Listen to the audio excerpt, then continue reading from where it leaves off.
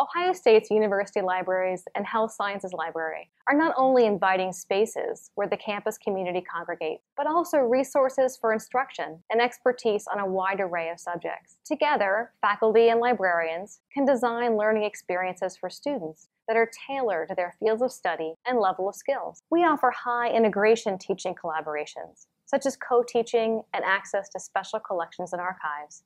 We also offer instruction designed around an assignment or two, or focused on specific topics within your course. You can involve a librarian in your online course to participate in discussion around research topics or to advise students on a specific assignment. Or you can work with the subject librarian to create customized lists of resources for your course in our subject and course guide system, sometimes referred to as LibGuides.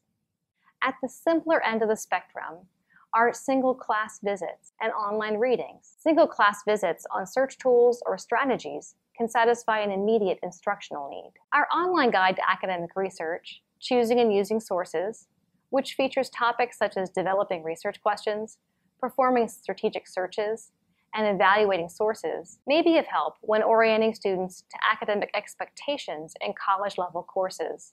The link to Choosing and Using Sources is included in the resources at the end of this unit.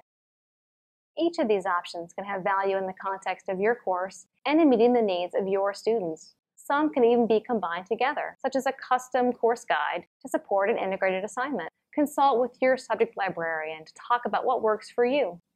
The link for our subject librarians is included in the resources for this unit. Now let's hear from some of our librarians about their work with instructors. We're very much not your grandfather's rare book and manuscripts library. We are not a place that is hands-off, use only by professors, things like that. We are a state university, and our mission is to get our books and our manuscripts in the hands of students. And when students finally internalize the fact that that's what we're here for and realize that the discovery is all there for them, that excitement that they then get is really contagious. We do a little bit of everything, ranging from the traditional kind of one-off instructional sessions where we embed in different courses. There might be a single one-off for a semester, or it could be a recurring cycle of one-offs throughout the entire course of the semester. We also partner with faculty to embed entire courses in the Rare Books and Manuscripts Library. So we're kind of equipped to be able to support all types of things. And I encourage people to think of us pretty widely, because our materials date back 5,000 years to ancient Babylon and come all the way up to the present. I normally do one-shot sessions on the invitation of the professors. The main thing the students want to know is, where can I find it? They have specific research papers. Where can I find scholarly articles, and how can I tell those apart from non-scholarly? Another thing I bring, I think, is the opportunity to meet and talk with me outside of the classroom.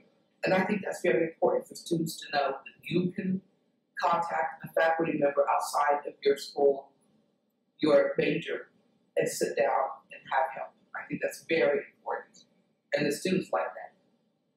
We contributed by coming to a class, or provided them with resources, handouts, or links. We find that a lot of times students don't really think about themselves as authors or creators unless they're in the arts or music or something like that. So we have a question that we ask at the beginning of each session, which is, how many copyrights do you own? And we'll have like one or two people raise their hands. We say, okay, so for the people who didn't raise their hands, how many emails have you written? How many blog posts have you written? Have you posted anything on Facebook? And then let them know that those are all things that could have copyright protection, and that, and that kind of starts, the ball rolling for them. I have the opportunity to co-teach a TBL, which is short for team-based learning, in the College of Medicine with an epidemiologist. She and I were given the opportunity to develop this as a way to assess a thread that we both were a part of working on and developing when the curriculum was redesigned about 5 years ago. And it assesses what we call evidence-based inquiry and research. The gist of it is that we need students to engage with this material. They often kind of blow it off as busy work, but we try to get it across to them that this is really integral to their education, because they're going to be engaging with new material throughout their entire careers as physicians. The last 6 years, I've been invited to present for Dr. Philip Binkley's course, and it's through the College of Public Health. A lot of the students in that class have actual clinical, translational, scientific awards. It's very important for these folks to understand literature searching, comprehensive literature searching. So that's kind of my role. Each year I bring something different to the forefront as things come out. We talked, I believe, last year a little bit, or the last few years, about systematic reviews, which is a big thing in the sciences. I think there's a lot of information that's available through the library, but I think it's difficult for a student to know where to start. So we do now have this new online tool, which are LibGuides, but they're subject and course guides. So we created a World Geography LibGuide, which is part of a textbook affordability grant. So this particular textbook is it's a very interesting project because you have experts that not only are from those areas, but have studied that specific region of the world. And they have selected specific resources to introduce you to very contemporary topics that are taking place in that region. It's really exciting to introduce students to using primary sources and to using archival materials because a lot of them have never done that before, and they say, can I touch this? This is really the first students from the history of the university in 1873. Is it okay to turn pages?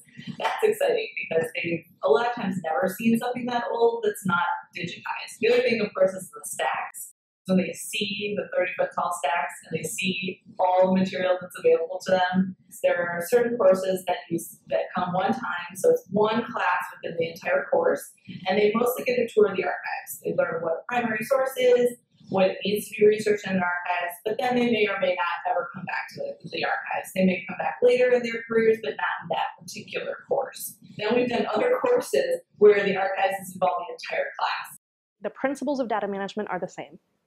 The principles of knowing what you have, knowing your documentation, meeting the policies and the requirements and the laws that apply. However, the application, how you're actually going to make that into a workflow, is very niche. If someone wants to invite me into their class, I'm happy to come in and structure a lecture or an activity. I prefer active learning for their particular class wherever they're at. Because the individual research culture is so niche and specific, I pull scenarios from the research culture that I'm teaching. It was fun last year to see one student be perfectly fine with all his data to be collected and mined and used by whoever wanted to, while another student was like actively opening Facebook and deleting his account during the discussion.